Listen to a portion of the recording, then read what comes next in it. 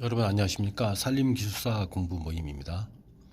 이번 시간에도 역시 132회 사교시에 대해서 한번 문제를 분석해보고 답안 작성 요령을 한번 말씀드려 보겠습니다. 사교시 1번은 수영목입니다. 수영목의 지정 요령과 지정 기준, 지정 해제 기준에 대하여 설명하시오. 이제 이것은 이제 최정님과 연관해서 공부를 해야 되겠습니다. 수영목의 지정 요령, 주위의 나무에 비하여 특히 생장이 좋고 수관이 곧으며 가지 및 가지의 확장이 적고 자연 낙지성이 크며 병충해 피해도 받지 않은 외형상 우량목을 말한다. 두 번째, 수영목의 선발 목적은 임목의 질적 개량을 꾀하는 임목 육종 사업의 일환으로서 수영목에 의한 체종원을 조성하여 우량 종자를 생산 공급하는 데 있다. 수영목의 지정 기준은 이제 임금님의 경우 20년 이상, 수관이 좁고 지하가가 높으면 수관이 완만할 것. 선발목의 중심으로 한 반지름의 10m 구역 내에 매목의 지름을 측정하고 기각 검정 결과는 5% 이하의 위험률로 합격된 것이어야 할 것. 주위의 3대 목의 제적에 비하여 50% 이상 큰 것. 단 형질이 특히 우량한 것은 30%의 것도 선발함. 이제 이런 식으로 이제 수영목의 선정 기준과 지정 해제 기준을 이제 작성을 해야지 점수가 나오는 것입니다.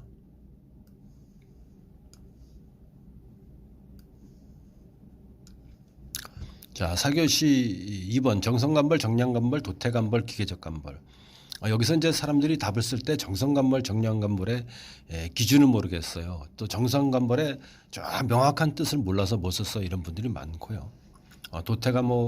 도태의 간벌은 비교적 썼고 기계적 간벌에 대해서는 이제 열식 간벌이고 그리고 나머지 기계적 두 줄을 내비두고 한 줄을 갖다가 두 줄을 잔존시키고 한 줄을 벤다 이런 식으로 답안을 작성해야 되겠습니다. 이제 빗물 침식은 이제 우격 침식부터 쭉 네 가지 침식 형태가 진행되는 그림을 그려야 되고 침식 작용에 따른 그런 형태 그런 것들을 그림을 그려주거나 해서 답안을 작성해야 되겠습니다. 기계화 작업을 통한 벌채 및 반출 작업에서 작업 비용에 미치는 영향 인자에 대하여 설명하시오. 이거 한번 볼까요?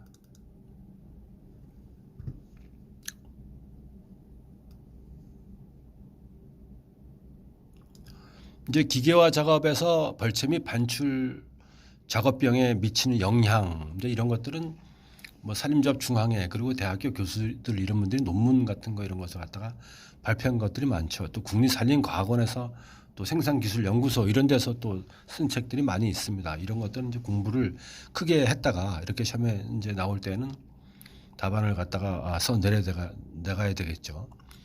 이런 것들은 이제 산물의 수집을 위한 의사결정은 어떻게 되며 생산량이 30인방 이상 많은지 적은지 또 임지의 접근성을 고려해야 되겠죠. 경사지에서는 가선 장비, 차량의 진입이 가능한 또 환경사회인지 또 트랙터를 써야 될지 궤도를 써야 될지 이런 것들이 산물 수집 체계를 알아야지 적은 비용에 안전하게 또 수집을 할 수 있다. 이런 것들을 갖다가 밑에 산물 수집 체계의 의사결정 흐름도 그래갖고 이렇게 그림도 넣어주면 좋고요.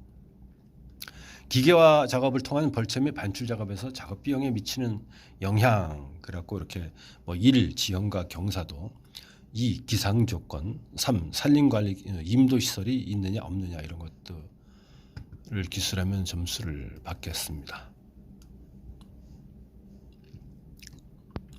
산림의 기능 구분 중에서 산지재해 방지림 이제 산림기술사를 공부하시는 분들이 산림의 기능 구분 중에서 목재 생산림이니 수원 함양림이니 경관 보존 생활환경 보존림이니 자연 경관 조성림이니 이런 산지재 방지림이니 이렇게 시험에 나오는데 답을 쭉 써 내려가는데 이제 큐넷에서 이제 합격자 발표를 한 다음에 이제 들어가서 자기 점수를 갖다가 각 교시별 문항별 점수가 나오지 않습니까? 근데 점수가 산림의 6대 기능에 대해서 답을 이제 문제를 선정해서 답을 썼는데 점수가 안 나와요 하고 저한테 많이 문의가 옵니다. 그 이유는 있습니다. 그 이유가 뭐냐면은 예를 들어서 이렇게 산림의 기능 구분 중에서 산지재 방지림의 조성 관리에 대하여 설명하시오. 그러면은 이렇게 산지 이제 관리 목표, 산사태, 토사 유출, 대형 산불, 산림 병해충 등 각종 산림 재해에 강한 산림을 조성하는 것이 산지재해 방지림의 관리 목표입니다. 이건 1번 무조건 써줘야 되고요. 2번 그럼 목표로 하는 산림 무엇이냐? 1번 산사태, 토사 유출에 강한 다층 혼혈임. 키워드입니다. 이거 안 써주면 점수 안 나오죠. 목표로 하는 산림은 산사태, 토사 유출에 강한 다층 혼혈임입니다. 다층 혼혈임.